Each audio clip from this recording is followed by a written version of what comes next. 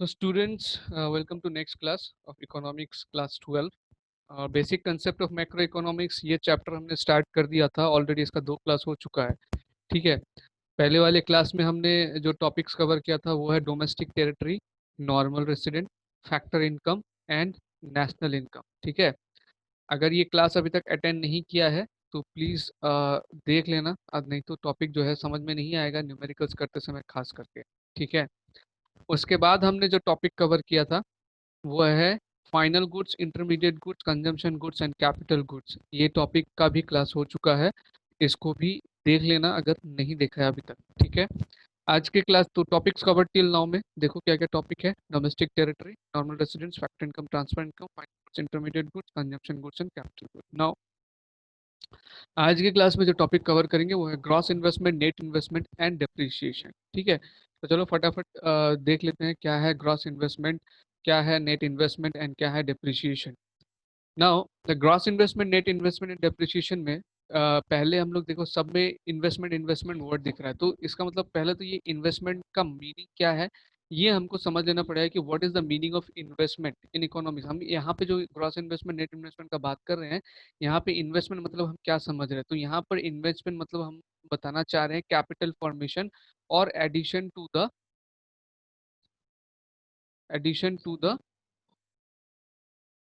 Capital stock. ठीक है। Now ये कैपिटल फॉर्मेशन या addition to the capital stock ये आखिर है क्या? इसमें इसका मतलब है रियल इन्वेस्टमेंट। मतलब इन्वेस्टमेंट हम दो तरीके का करते हैं। एक होता है कि फिक्स्ड एसेट खरीदने के लिए इन्वेस्टमेंट करते हैं, एंड दूसरा होता है financial investment like share, securities, bonds, ये सब परचेज करते हैं। तो हम यहाँ पर कौन से वाले इन्वेस्टमेंट का बात कर रहे हैं? हम यहाँ पर जनरली जो इन्वेस्टमेंट रियल इन्वेस्टमेंट होता है उसका बात करें। दैट मीन्स रियल इन्वेस्टमेंट क्या होता है? Investment on machineries, building, raw materials. ठीक है। एसेट्स खरीदने के लिए जो इन्वेस्टमेंट हम कर रहे हैं उस इन्वेस्टमेंट का बात कर रहे हैं। ठीक है। इसीलिए कहा गया it refers to capital formation या फिर स्टॉक एडिशन भी आप बोल सकते हैं। ठीक है। तो here investment is taken as real investment but not as financial investment, ये आपको दिमाग में रखना है। तो रियल इन्वेस्टमेंट से एक्चुअली क्या होता है? प्रोडक्टिव कैपेसिटी बढ़ता है। ठीक है। इकोनॉमी में जैसे मान लीजिए मशीनरी परचेज करना is a real investment, that is a capital formation. तो जब मशीनरी परचेज कर रहे हैं तो ऑब्वियसली क्या हो रहा है? प्रोडक्टिव कैपेसिटी बढ़ रहा है। तो इसीलिए कहा जाता है real investment increases productive capacity of A economy. तो यहाँ पर जो इन्वेस्टमेंट टर्म आप देख रहे हैं, तो ये इन्वेस्टमेंट हम सिर्फ बात कर रहे हैं कि इसका, हम बात कर रहे हैं रियल इन्वेस्टमेंट का। ध्यान रखना है, हम फाइनेंशियल इन्वेस्टमेंट का बात यहाँ पे नहीं कर रहे हैं। ठीक है। फाइनेंशियल इन्वेस्टमेंट इस तरह का इन्वेस्टमेंट होता है जिसको हम कर लेते हैं इन्वेस्टमेंट और वेट करते हैं कुछ अर्निंग का उसमें से। रियल इन्वेस्टमेंट से भी अर्निंग का हम एक्सपेक्टेशन करते हैं, बट डिफरेंस ये है कि इससे प्रोडक्टिव कैपेसिटी जो है बढ़ जाता है। किसी एक कंपनी ने अगर रियल इन्वेस्टमेंट किया है, दैट मीन्स या तो उन्होंने प्लांट एंड मशीनरी खरीद ली होगा या टूल्स इक्विपमेंट्स कुछ खरीद लिया होगा। तो इससे डेफिनेटली क्या होता है? उस फर्म का, उस कंपनी का क्या होता है? जो प्रोडक्शन करने का कैपेसिटी है वो इंक्रीज होता है। That's why it is said real investment increases productive capacity, and here we are talking about real investment only, that is the capital formation.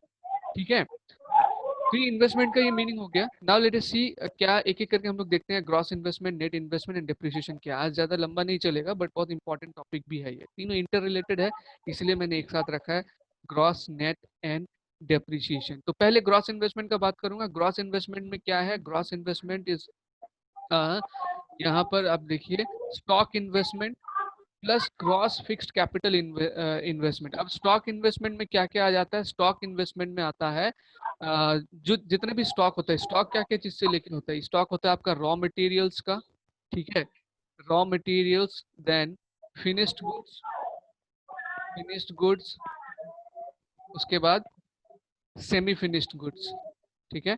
With in a year, raw material, जितना भी raw material हमने purchase किया होता है या company ने purchase किया होता है फॉर प्रोडक्शन, अगर वो कुछ बच जाता है that will be stock investment. Finish goods, जितना हमने रॉ मटेरियल को फिनिश गुड्स में चेंज कर दिया है उसका टोटल हो जाएगा। एंड सेमी फिनिश गुड्स मतलब क्या होता है? रॉ मटेरियल से हमने प्रोसेसिंग करना स्टार्ट कर दिया है and the middle of the process में है, अभी तक वो फिनिश गुड्स बना नहीं है, तो उसको उस तरह के सामान को बोलते हैं सेमी फिनिश गुड्स।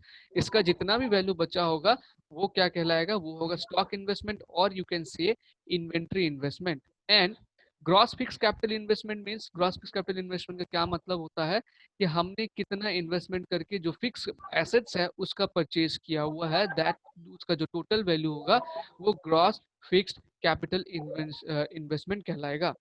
ठीक है, तो ग्रॉस इन्वेस्टमेंट सिंपल फॉर्मूला, ये फॉर्मूला ही है, एक तरीके से दिमाग में रखना है। Gross investment is what, gross investment is stock investment plus gross fix capital investment, and दोनों का डेफिनेशन मैंने यहाँ पे दिया हुआ है। What is gross investment, what is gross fix capital formation, you should write the definition. ठीक है, तो स्टॉक इन्वेस्टमेंट का मीनिंग तो हमने बता दिया, it means the stock of raw materials, देखो inventories of finished and semi finished goods, ये बने बताया हुआ है। At the end of the accounting year, accounting year में कंपनी के पास कितना वैल्यू का रॉ मटेरियल पड़ा हुआ है।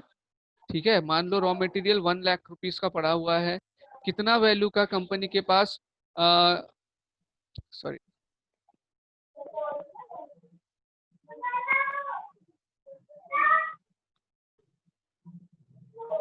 रॉ मटेरियल अगर 1 लाख का पड़ा है, उसके बाद क्या आता है फिनिश गुड्स, फिनिश गुड्स अगर पड़ा है 2 लाख का, एंड सेमी फिनिश्ड गुड्स पड़ा है कितना, 1 लाख का, तो टोटल जो स्टॉक इन्वेस्टमेंट कहलाएगा वो 2 + 3 + 1 4 लाख हो जाएगा। ठीक है, तो it is very easy. Stock investment क्या क्या लेना है हमको, रॉ मटेरियल पे जो इन्वेस्टमेंट है, ठीक है, मतलब जो बचा हुआ है, ये ध्यान रखना। रॉ मटेरियल पे हमने खरीदा था रॉ मटेरियल, लेकिन अकाउंटिंग ईयर के पीरियड में कितना बचा हुआ है उसको लेना है, कितना फिनिश गुड्स बचा हुआ है एंड कितना सेमी फिनिश गुड्स बचा है, ये हमारा स्टॉक इन्वेस्टमेंट हो जाएगा।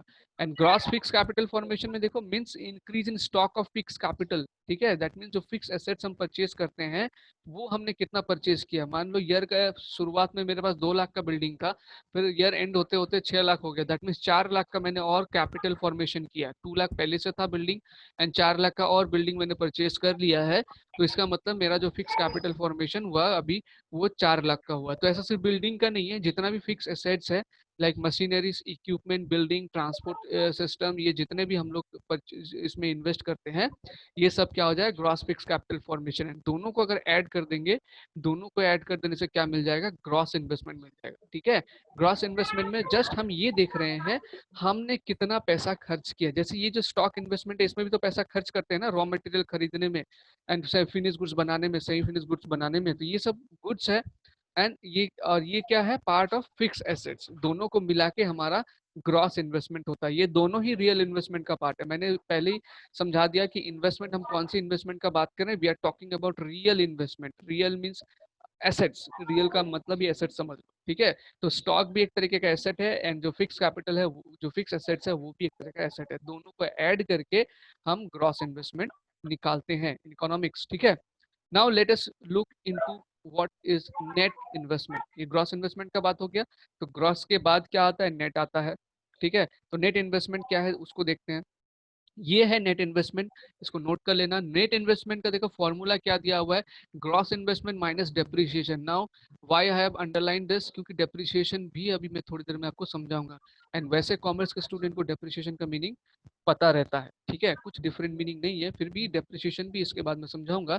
ये नेट इन्वेस्टमेंट का फॉर्मूला है, जितना हमने ग्रॉस इन्वेस्टमेंट किया है उसमें से डेप्रिसिएशन को माइनस कर देते हैं तो हमको नेट इन्वेस्टमेंट मिल जाता है। अब इसके पीछे का लॉजिक को आपको ध्यान से समझना है। लॉजिक क्या है, जैसे मान लो मैं बिल्डिंग का एग्जांपल से समझाता हूँ। बिल्डिंग मेरे पास 2 लाख का था मैंने बोला, एंड 4 लाख का और लेके मैंने क्या कर दिया, ये बिल्डिंग का वैल्यू दिखा रहा है 6 लाख, लेकिन एक्चुअल में हमारे पास 6 लाख का बिल्डिंग नहीं होता है। ये 4 लाख तो हमारे पास नया है, लेकिन ये जो पुराना बिल्डिंग है, पुराना बिल्डिंग का क्या वैल्यू में डिक्रीज होता है। 2 लाख का बिल्डिंग पूरा साल जब हमने उसका यूज किया, कहीं से टूटता है कहीं से कुछ होता है, तो उसमें क्या होता है, एक डिक्रीज इन वैल्यू हो जाता है, वो डिक्रीज इन वैल्यू हो जाता है। तो वो जो डिक्रीज इन वैल्यू है उसको एक्चुअली हम लोग डेप्रिसिएशन का नाम से बोलते हैं। तो ग्रॉस इन्वेस्टमेंट ये करने के बाद मेरे को दिखा रहा है कि 6 लाख का बिल्डिंग है, लेकिन ये एक्चुअल नहीं है, दिस इज ग्रॉस। हमको क्या देखना होता है कि नेट कितना है, तो ये कितना डिक्रीज हुआ है। जो पुराना बिल्डिंग है या फिर ये भी अगर एक साल यूज कर लेंगे तो कुछ ना कुछ वैल्यू इसका डिक्रीज जरूर होगा। तो वो जो डिक्रीज होगा उसको माइनस करने के बाद जो वैल्यू हमको मिलता है वो होता है एक्चुअल नेट। ठीक है, नेट वैल्यू। तो मान लेते हैं कि ये 6 लाख का टोटल है और 4 लाख का मैंने ईयर का स्टार्टिंग में खरीद लिया था, एंड इसमें जो डिक्रीज होता है वो 10% करके डिक्रीज होता है। अगर ऐसा मान लेते हैं तो 6 लाख का 10% क्या होगा, 6 लाख का 10% होगा 60 हजार। तो इसको मैं माइनस कर दूंगा तो कितना आएगा, मेरे पास आएगा 5 लाख 40,000, तो ये हो जाएगा मेरा नेट इन्वेस्टमेंट 5,40,000। नेट इन्वेस्टमेंट में एक्चुअली क्या कर रहे हैं हम लोग, ग्रॉस फिगर से, ये हमारा ग्रॉस फिगर है, उसमें से जो डिक्रीज इन वैल्यू है, डिक्रीज इन वैल्यू, अब ये डिक्रीज इन वैल्यू किस लिए होता है, due to normal wear and tear हो सकता है, टूट गया फूट गया, ठीक है, एंड पुराना होने से भी डिक्रीज हो ही जाता है वैल्यू, है ना, रंग उतर गया है, ये बहुत सारा रीजन हो सकता है डिक्रीज इन वैल्यू का, आप जितना रीजन सोच सकते हैं वो वैलिड ही होगा। ठीक है, आप ये सोचिए कि आप कोई किसी का पुराना घर खरीदने के लिए जा रहे हैं, तो वहां से आप दुनिया भर का जितना प्रॉब्लम निकाल सकते हैं, वो सब रीजन होता है डिक्रीज इन वैल्यू का। ठीक है, किसी भी, सिर्फ बिल्डिंग का नहीं, मशीनरीज हो, कोई भी इक्विपमेंट आप यूज कर रहे हो, जैसे किसी का अगर पुराना बाइक भी आप खरीदने जाएंगे तो आप क्या क्या देखेंगे, कहीं से टूटा हुआ है, कहीं से स्टैंड नहीं है, तो मीटर का कांटा नहीं चलता, तो ये सारे रीजन क्या है, डिक्रीज इन वैल्यू, इसको नॉर्मल, एक वर्ड में नॉर्मल वेयर एंड टेयर बोलते हैं। ऑब्सोल्यूट हो जाना भी एक reason of decrease in value होता है, ऑब्सोल्यूट मतलब पुराने मॉडल का हो जाना, उसका भी रीजन होता है डिक्रीज इन वैल्यू का। तो जो भी रीजन हो एक्स वाई जेड, जो भी डिक्रीज हुआ है उसको जब हम ग्रॉस में से माइनस करते हैं तो हमको मिलता है नेट वैल्यू। बहुत ही मतलब सिंपल लॉजिक है, ग्रॉस में से डिक्रीज इन वैल्यू को माइनस कर देते हैं तो नेट वैल्यू हो जाता है। एंड इस डिक्रीज इन वैल्यू को ही हम स्पेसिफिक टर्म देके बुलाते हैं, जिसको कहते हैं डेप्रिसिएशन। डेप्रिसिएशन का डेफिनेशन भी आप लिख सकते हैं, it is gradual decrease in the value of assets और capital stock due to normal wear and tear और ऑब्सोलिसेंसी। ठीक है, सो ये हो गया नेट इन्वेस्टमेंट। नेट इन्वेस्टमेंट क्या करना है, यहाँ पे मैंने जो चीज मैंने एक्सप्लेन किया वही लिखा हुआ है, इसको लिख सकते हैं। तो net investment is actually what it is, gross investment minus depreciation. Gross investment से जब मैं डेप्रिसिएशन को माइनस करता हूँ तो मुझे नेट इन्वेस्टमेंट का वैल्यू मिलता है। तो बहुत ही ध्यान से इसको समझ के रखना कि difference of net and gross, net figure पे आने के लिए मैं क्या कर रहा हूँ, मैं ग्रॉस में से डेप्रिसिएशन को माइनस कर रहा हूँ। ये एक बहुत इंपॉर्टेंट रिजल्ट मैंने आपको अभी बताया है, या ऑब्जर्वेशन मैंने आपको भी बताया है, क्योंकि ये जो है यूज होगा हमारा कैलकुलेशन में। ठीक है, ये हमारा कैलकुलेशन में यूज होगा।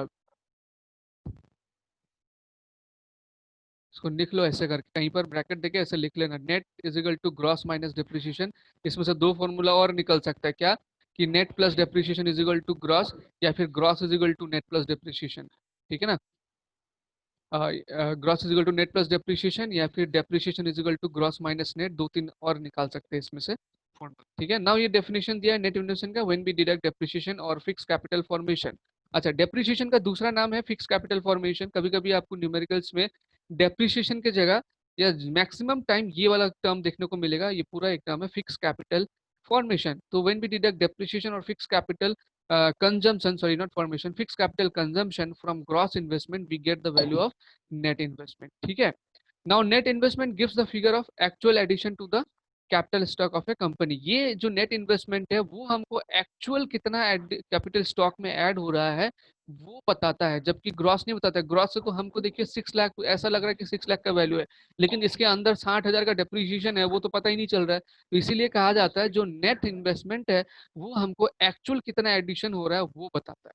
ठीक है, ग्रॉस हमको एक्चुअल एडिशन के बारे में नहीं बताएंगे, ग्रॉस में जो डिक्रीज इन वैल्यू है वो एडेड रहता है, वो निकाला हुआ नहीं रहता है। तो जब तक उसको हम निकालेंगे नहीं तब तक हमको ये नहीं पता चलेगा कि एक्चुअल कितना एडिशन हुआ है कैपिटल स्टॉक में। वो कब पता लगता है, जब हम लोग नेट इन्वेस्टमेंट कैलकुलेट करते हैं।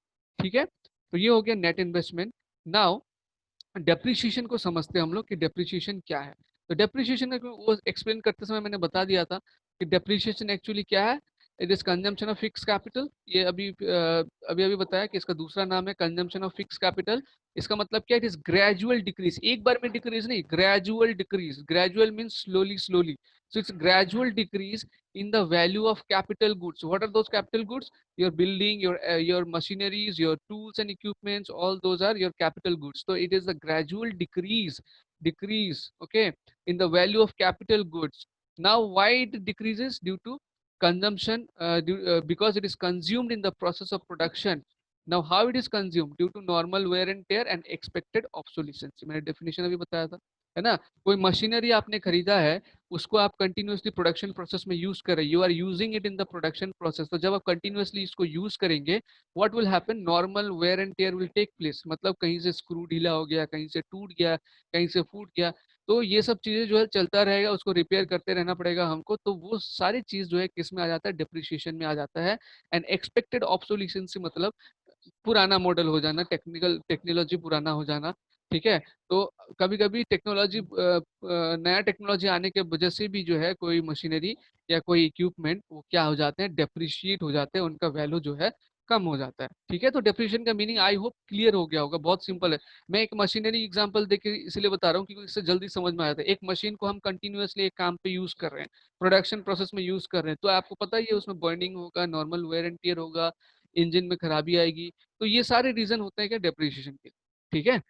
तो ये डेप्रिशिएशन हो गया। और एक चीज ध्यान में रखना है, ये depreciation is gradual loss, not a sudden loss. कभी कभी क्या होता है कि सडनली आग लग गया कारखाना में एंड मशीनरी बर्बाद हो गया, तो वो पूरा लॉस हो गया, वो ग्रेजुअल डेप्रिशिएशन नहीं, वो मशीनरी पूरा ही लॉस हो गया, उसको हम लोग डेप्रिशिएशन में अकाउंट नहीं करते हैं। Depreciation is always gradual loss due to using it in the production process, ना कि अनएक्सपेक्टेड या एक्सीडेंटल लॉस। जैसे एक मशीनरी है, वो जो है कारखाना में कोई आग लग गया, उसके वजह से वो मशीनरी खत्म हो गया, तो उसको हम लोग एक्सीडेंटल लॉस में काउंट करेंगे, उसको हम लोग डेप्रिशिएशन में काउंट नहीं करेंगे। ठीक है। डेप्रिशिएशन हर साल थोड़ा थोड़ा थोड़ा करके चार्ज किया जाता है, जबकि एक्सीडेंटल लॉस में वो मशीनरी जो है एक बार में पूरा खत्म हो जाता है। तो that is treated as actually क्या, कैपिटल लॉस। तो वो क्या होता है, कैपिटल लॉस होता है, वो डेप्रिशिएशन नहीं होता है, उसको प्रॉफिट एंड लॉस में चार्ज नहीं करते। इस चीज का ध्यान रखना है, इसलिए यहाँ पे अलग से नोट दे दिया मैंने। Depreciation does not take into account sudden or unexpected accidental loss in the value of capital asset. Such loss are actually capital loss. उस तरह के लॉस को हमको कैपिटल लॉस में मतलब काउंट करना। ठीक है। नाउ ये gross investment, net investment and depreciation का रिलेशनशिप को एक और बार मैं समराइज कर देता हूँ, ध्यान से देखना। ग्रॉस, मैं इन्वेस्टमेंट टर्म का यूज नहीं करूंगा, सिर्फ ग्रॉस, नेट एंड डेप्रिसिएशन को यूज करता हूँ। Gross and net,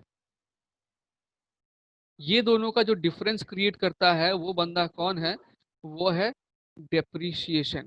now how it creates the difference, अभी अभी हमने एक फॉर्मूला देखा था कि नेट फिगर पे हम कैसे आ रहे थे, net investment is equal to क्या था, net investment is equal to gross minus depreciation.